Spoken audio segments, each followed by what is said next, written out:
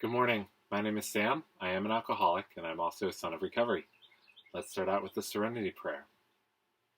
Good and gracious God, grant me the serenity to accept the things I cannot change, the courage to change the things I can, and the wisdom to know the difference. Amen. So, I'm continuing on with the book 12 Steps and 12 Traditions, and we are on Tradition 6. An AA group ought never endorse, finance, or lend the AA name to any related facility or outside enterprise, lest problems of money, property, and prestige divert us from our primary purpose. The moment we saw that we had an answer for alcoholism, it was reasonable, or so it seemed at the time, for us to feel that we might have the answer to a lot of other things. The AA groups, many thought, could go into business, might finance any enterprise whatever in the total field of alcoholism. In fact, we felt duty-bound to throw the whole weight of the AA name behind any meritorious cause. Here are some of the things we dreamed. Hospitals didn't like alcohol. Here are some of the things we dreamed. Hospitals didn't like alcoholics, so we thought we'd build a hospital chain for our own. People needed to be told what alcoholism was, so we'd educate the public, even rewrite school and medical textbooks. We'd gather up derelicts from skid rows, sort out those who could get well, and make it possible for the rest to earn their livelihood in a kind of quarantine confinement. Maybe these places would make large sums of money to carry on our other good works. We seriously thought of rewriting the laws of the land and having it declared that alcoholics are sick people. No more would they be jailed. Judges would parole them in our custody. We'd spill AA into the dark regions of dope addiction and criminality. We'd form groups of depressive and paranoid folks. The deeper the neurosis, the better we'd like it. It stood to reason that if alcoholism could be licked, so could any problem. It occurred to us that we could take what we had into the factories and cause laborers and capitalists to love each other. Our uncompromising honesty might soon clean up politics. With one arm around the shoulder of religion and the other around the shoulder of medicine, we'd resolve their differences. Having learned to live so happily, we'd show everybody else how. Why, we thought, our Society of Alcoholics Anonymous might prove to be the spearhead of a new spiritual advance. We might transform the world. Yes, we of AA did dream those dreams.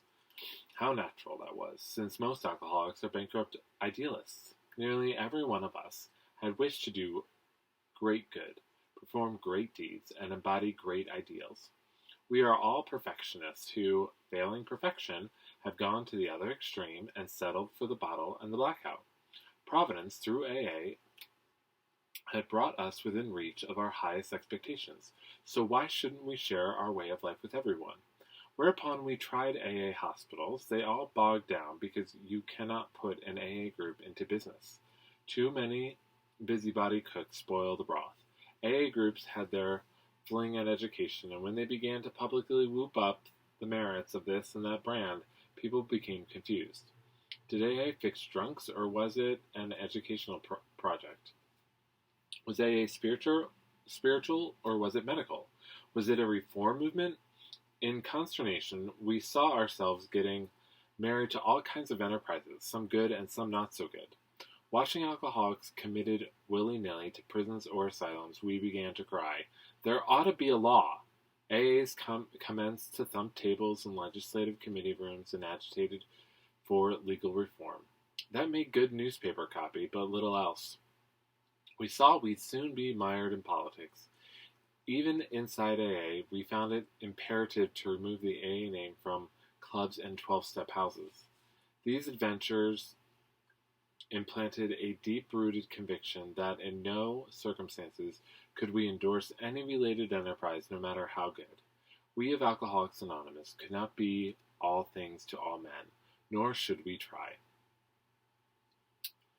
Years ago, this principle of no endorsement was put to a vital test. Some of the great distilling companies proposed to go into the field of alcohol education. It would be a good thing, they believed, for the liquor trade to show a sense of public responsibility. They wanted to say that liquor should be enjoyed, not misused. Hard drinkers ought to slow down, and problem drinkers, alcoholics, should not drink at all. In one of their trade associations, the question arose of just how this campaign should be handled. Of course, They would use the resources of radio, press, and films to make their point. But what kind of person should head the job? They immediately thought of Alcoholics Anonymous. If they could find a good public relations man in our ranks, why wouldn't he be ideal?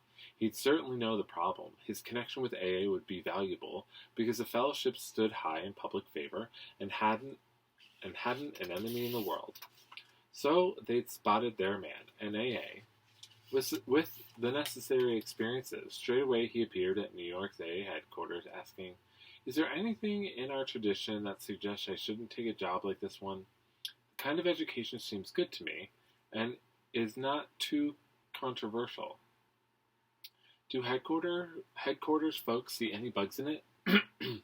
At first glance, it did look like a good thing. Then doubt crept in. The association wanted to use our member's full name in all its advertising. He was to be described both as its director of publicity and as a member of Alcoholics Anonymous. Of course, there couldn't be the slightest objection if such an association hired an AA member solely because of his public relations ability and his knowledge of alcoholism. But that wasn't the whole story, for in this case, not only was an AA member to break his anonymity at a public level, he was to link the name Alcoholics Anonymous to this particular educational project in the minds of millions.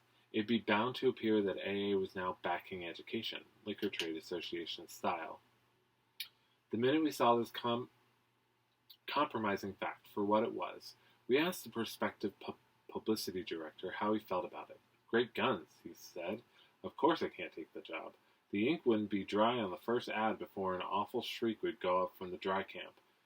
They'd be out with lanterns looking for an honest AA to plump for their brand of education. AA would land exactly in the middle of the wet-dry controversy. Half the people in this country would think we'd signed up for the dries, and the other half would think we'd joined the wets. What a mess.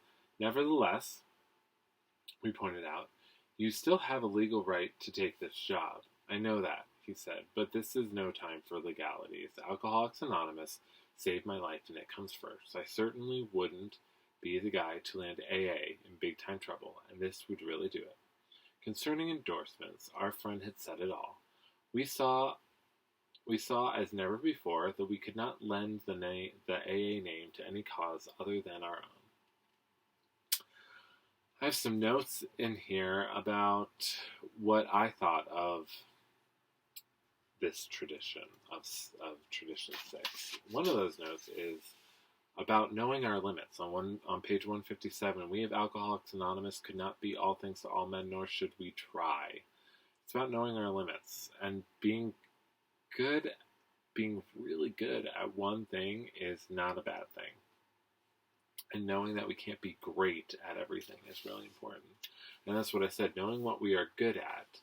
And also, I think it's important that this also reminds us of knowing when we need help. I love the story about how this guy goes to the AA office to get help. Just the question of like, is this a good thing? Because it all looks like a great thing. But then we start to see the pictures. So just knowing when to ask for help is also a really good idea. Well, that is Tradition 6. We'll go on to Tradition 7 tomorrow.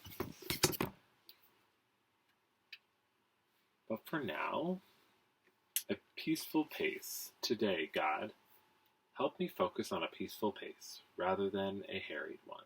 I will keep moving forward gently, not frantically. Help me let go of my need to be anxious, upset, and harried. Help me replace it with a need to be at peace and in harmony. Well, as always, if you have any thoughts, questions, or comments, please leave them. And I hope you have a blessed day.